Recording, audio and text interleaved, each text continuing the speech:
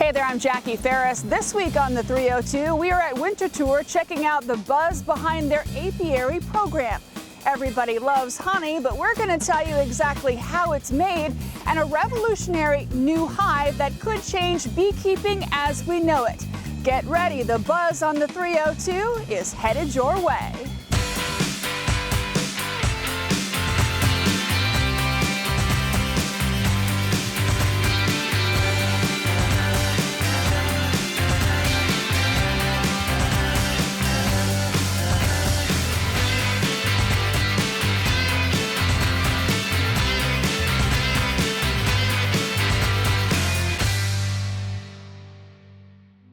Hey everybody, this week on the 302, the buzz is the apiary at Winterthur. I'm joined by the beekeeper, George Datto. George, thanks so much for bringing us out here. This is amazing. Hey, you're welcome, Jackie. I'm having a great day, and it's great that you're here, and it's great that you're so brave, you know, walking amongst the bees tonight. Or crazy, I'm not sure which. Well, I heard that if you wear light colors, pastel colors, you should be okay. You don't make any sudden movements, things like that. Bees like calm beekeepers and calm reporters. So Jackie, welcome to the apiary. We're going to stop here by this hive and talk a little bit and hopefully answer some questions you have about the apiary here or beekeeping in general. So how long have you been the beekeeper here? So I've been the beekeeper here for 4 years, and we do a lot of cool things here. We manage 10 hives. We do a lot of teaching of the visitors and the school programs that come here, and we also sell the honey in the museum store. So we're kind of integrated into a lot of things going on here. So what kind of honeybees are we talking about here? So we're talking the European honeybee. So this is honeybees that were originally from Europe, brought over here in the colonial times, and now basically all over the country. And their basic role is pollination. So honeybees are used by farmers, are used by people who just want to increase the amount of pollinators around. And the byproduct of it is honey, right? So bees make honey, and we take some of it and we leave some of it for them. So it's a symbiotic relationship between the beekeeper and the bees to keep them alive and also to make honey. Now I know that Winterthur is all about, you know, preservation, and they like to plant things that the DuPonts had on property, and the bees play a huge role in that legacy continuing, right? Yeah, when I first became the beekeeper here, I went to Chris Strand, who's now the executive director here, and I said, so what's important to you? You know, like, why do you want bees here and what's important to you? And he said, bees are like the canary in the coal mine, right? So we need to know if your bees are doing well or not, because if your bees aren't doing well, that means something in the environment here may be off. Like either there's too much not that they use pesticides here, but someone's using pesticides, or there's not the right kind of flowers or trees for them to forage. So I felt really good when I heard that was his most important thing, to make sure the bees were healthy. Absolutely. And so, healthy bees means healthy everything. Everything, right? Absolutely. So when your bees are healthy, then you know your environment's right, and you know your beekeeper's right, and you know everything's working well together.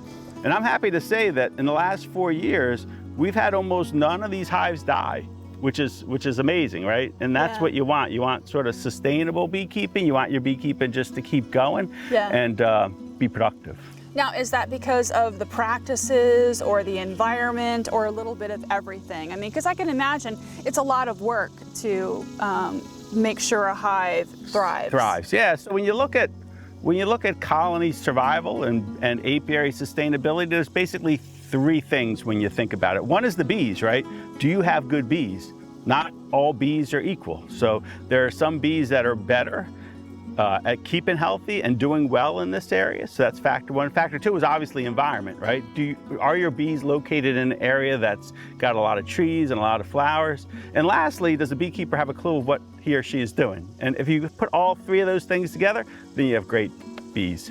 So when it comes to the hives themselves, I mean, a lot of people see these stacked boxes. Sure. How do you get a bee or a colony, let alone to stay in a box? Well, the boxes are similar to a tree. So you're right, bees don't naturally live in boxes, they naturally live in trees. And you could see how these hives are kind of similar to a tree, right? They're kind of stacked vertically. And there's a queen, and every colony here has a queen in it, and the bees sort of go where the queen goes. So if the colony has a queen in it, the bees will take up that space as their home. So is every box a colony? No, there's one colony in that box. Okay. And the boxes have frames in it. Okay. Where the bees either make bees or store honey. So there's two things going on. I tell people like a beehive, right? This is the hive. Hive is the boxes, is like a factory. Okay. Right? So the bees are basically doing two things in there. They're making bees. So they need to make bees because the bee only lives 6 weeks. Okay. So they got to keep making bees. And the second thing the factory is doing is storing honey for the winter. Yeah. So there's two. So in the bottom here is where all the bees are being made. Okay. And in the top here is where the honey is. Yeah. Well, what happens to the dead bees if they only live 6 weeks? Do they kind of fly off, or do they find their demise in the hive?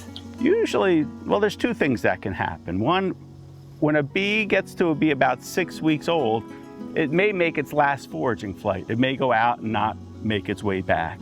And that's usually what happens. If they just old age, they fly out and they end up landing somewhere out there. The other thing, there's bees in that hive. Like every bee has a role in that hive. Mm-hmm. And one of the roles that some of the bees have are undertaker bees. Okay. So they're involved in like keeping the hive clean, like the house cleaners. Okay. So if there's stuff in there that doesn't belong, if they're dead bees, they're constantly just bringing it out. So do you find like little piles of bees? You can. We can take a look. I don't see, sometimes you'll look on the ground here. You see, if you look on the ground here, you see there's some dead ones right there? Two. One, two. There's a dead one right there. So there are bees that either that sort of got old and sort of didn't quite make it all the way back, or more than likely they died in the hive and one of the undertaker bees. Yeah. And you see these bees right here? Yeah. You know what they're doing? What are they doing? What does it look like they're doing? Are they cleaning? No. No, looks like they're... What are they doing with their wings? You see their wings vibrating? Oh, they're moving. Are they cooling themselves off? They're cooling themselves out, yeah. So they're the cooler bees. So they're basically fanning the hive. So the hive stays. So it's so hot today, the bees are actually moving air in and out of the hives by their wings right now. That's so interesting. You see how nice these bees are? So I'm really excited to see what's in the hive. So George, when we come back, we're going to open up one of these hives and learn more about the bees of Winterthur. Stay with us.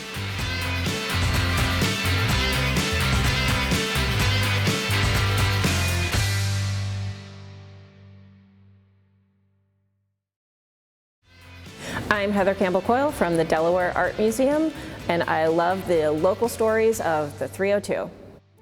Welcome back. We're talking about the apiary at Winterthur. Now, George, I have to ask you, some people may know, some people may not be aware. What exactly is this contraption you have in your hand? So this is a smoker. So we've put some pine needles, some cardboard, some wood pellets in here and lit it up, and basically it makes smoke. And the reason why the beekeeper has a smoker is we oftentimes will smoke the hive before going into it. And the reason why we do that is because the smoke does two things. One is the bees think the forest is on fire, and they go sort of start, they don't go into attack mode, they kind of get defensive. And secondly, bees don't communicate like we're communicating, right? We're chatting with each other right now. Bees communicate through pheromones.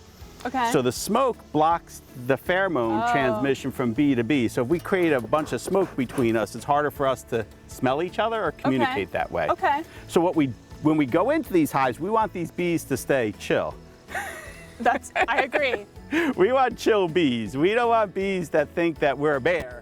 Yeah. That we're attacking them. Even though I'm wearing black. Now, black is no good. I thought black was good. Black is not good. You half bear, half flower. Half bear, half flower. Pastels, though. I'm tree. Be good. You're tree. I almost wore green, but I tree thought would have been a better idea. So let's get inside one of these hives and show folks what it looks like. So we're gonna look first at the top of the hive. Okay. Because it's gonna be a little easier. So I keep notes. Okay, so this is like the bee diary. This is like the bee diary to tell me what's what's going on in the hive. So Dear diary, today the bees attacked me. Let's hope not today's the day. No, last time I was here, I treated these hives for mites, and that's important to keep hives healthy. And basically it says I treated the hives for mites, so Fantastic. That's a good thing. So at the top of the hive, we keep insulation, just like the top of your house is insulation. Okay. We want to keep the bees sort of in a sort of comfortable environment, so we put insulation on the top. Wow, look at that. And now we have bees. So what are they doing on the top here? I don't know, honestly. You know, they're kind of checking it out. The bees go everywhere in the hive. I don't know what these bees are doing. You want bees not to be, when you go into a hive, you don't want bees, there's guard bees in the hive too. And one of the roles some of the bees have is guard. So they're the ones that are like looking at you, like don't come any Yeah, don't come any closer. closer. I don't see any guard bees up here. Okay. So what we do is you see, we just gently smoke them. And that makes them kind of... Makes them retreat a little bit, go into the hive. And this is the top part. This is the top part of the hive. So wow. So now we're and inside the hive is frames. Okay. And the frames are what the bees use. The bees will naturally in a tree make comb, but here we give them frames to use to do it. So we're going to look at a frame. Now this is the top of the hive, right?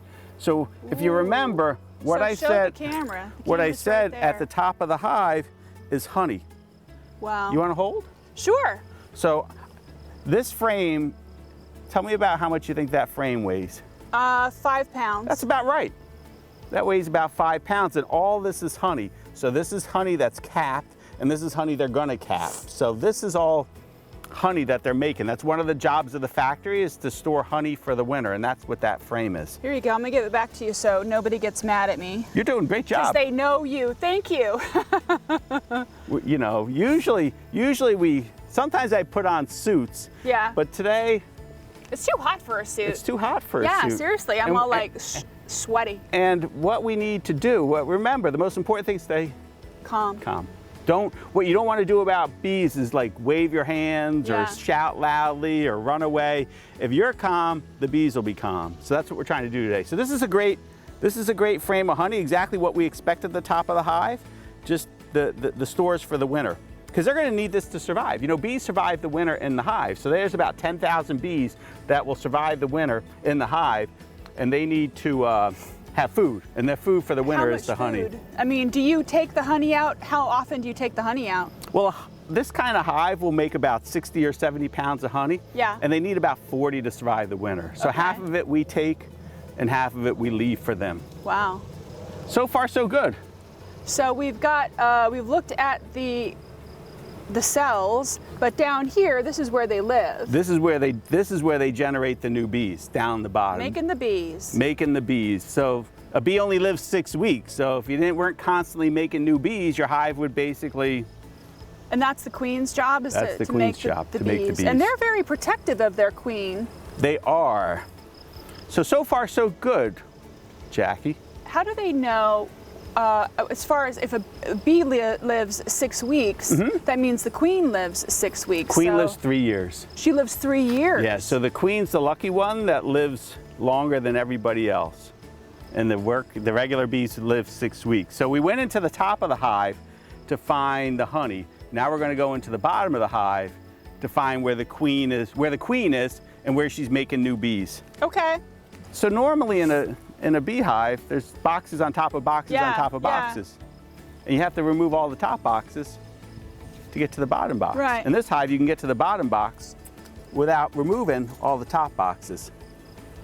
So we can get down into so now we're down into where the queen is. Now there's 8 frames down here. Yeah. And they're not super happy that you've taken the lid off. They're not super pissed. Not yet, anyway. They're okay. So we're just gonna, again, the smoker is our friend. We're gonna give him a little smoke here. And then you're gonna... And then we're gonna remove these. We're gonna remove this one, and we're gonna remove this one. And now we're gonna pull a frame up.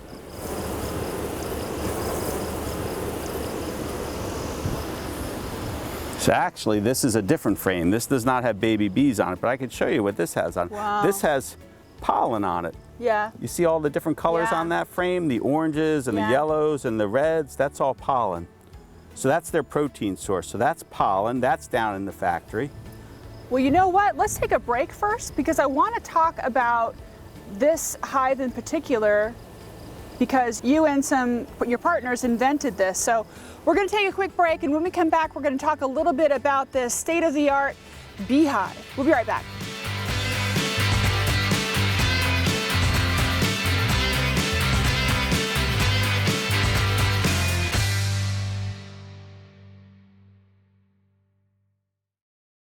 I'm Chelsea Memolo, and I love getting creative on the 302.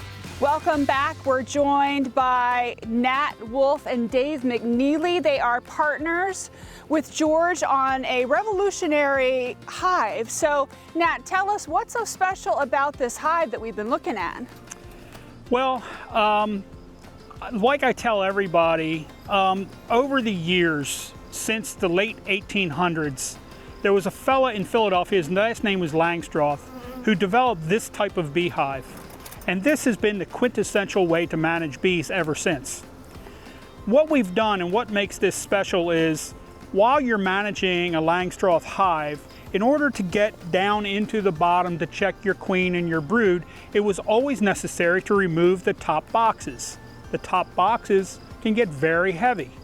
So what we've done is we've developed a system that we can now run a Langstroth style hive, and when we go to check our brood and our queen, we don't have to lift any boxes. We simply open a door and there's access to what we need to do to maintain our beehive. That's pretty cool. So how long have you been in the bee business? I would say I've been in the bee business maybe 8 years. Wow. I started out watching George one day thinking this guy's got to be a nut mixed with all these bees, but he got me interested and I said, can I come watch? He said, sure, come on, and I got hooked and I've been in it ever since. He has been my mentor. He's taught me everything I know. So Dave, what about you? What's your love for bees and how did you factor into all this? I've known Nat since I was a kid, and I had heard that he and George had invented this cool new beehive, and I have a background in business operations and marketing, and so I was like, well, if you guys want some help, you know, launching this product, I can lend a hand. And after talking with them for a while, the three of us just decided to partner. So I got involved about a year ago.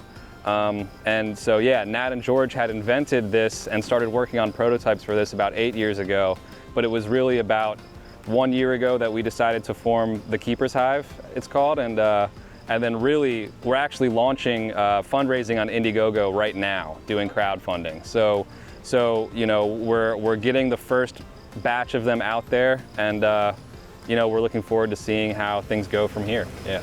So, you know, being a beekeeper has got to be, like you said, labor intensive. Not only do you have to move the, you know, the boxes if you have the old style, but I mean, they're heavy. And so this could potentially get more people into beekeeping and be beneficial for everybody, right?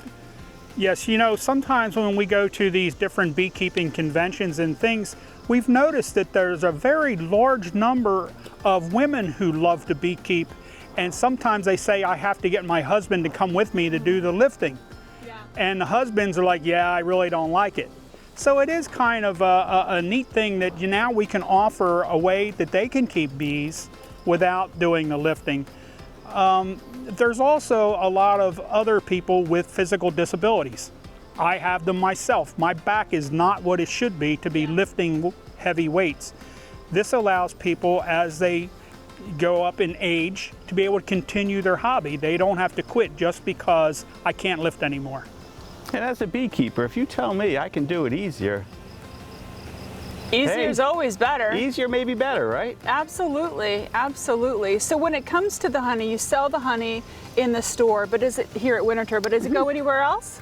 The honey here stays here, but my honey, I make a couple thousand pounds of honey in my hive, so It goes in various places, you know. Around the area. Around the area. Now, someone told me that if you have an allergy, say I live in Delaware or I live in Pennsylvania on the border, Right. if I have an allergy, that I should eat honey from my area because the bees eat the pollen from my area. Is that right? Correct. So in every jar of honey, even though it looks clear, there's a little bit of pollen in there.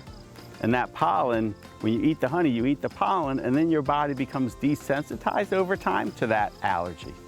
That's So amazing. you really want to support your local beekeepers by buying local honey. Absolutely. Now, have you guys seen Jerry Maguire?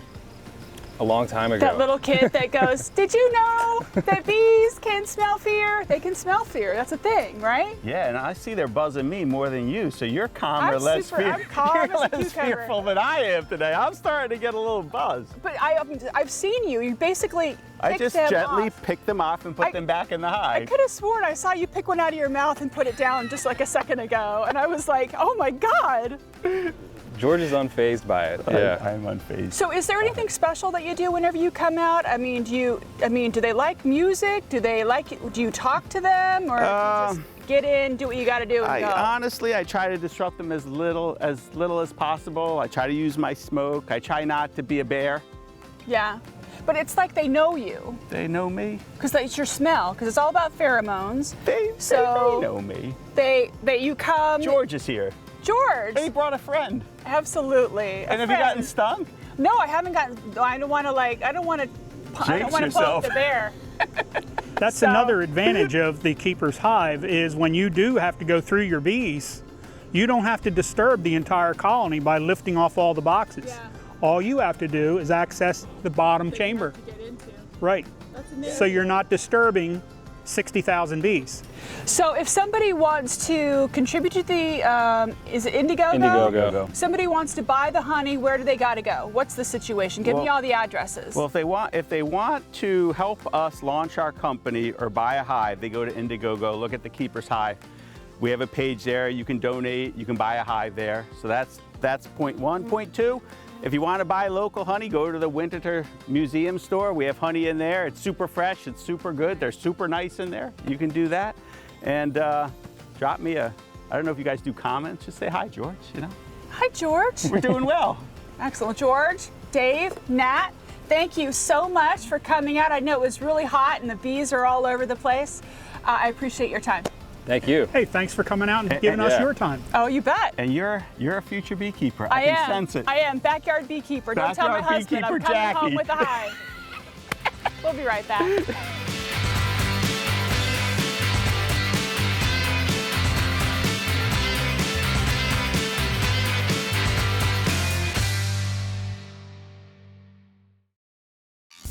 Can you believe I did not get stung? Well, the show's only half over, so who knows? Now, here are some other things in your area you might want to check out.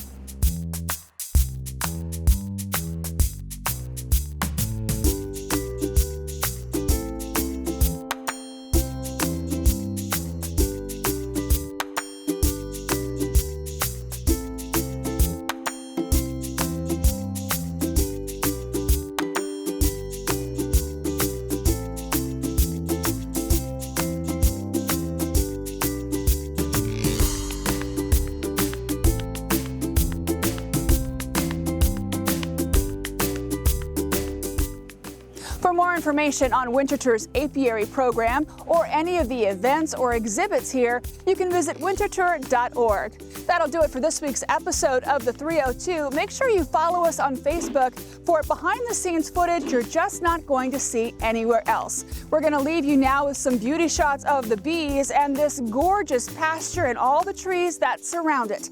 Until next time, I'm Jackie Ferris. Tell them you saw it on the 302.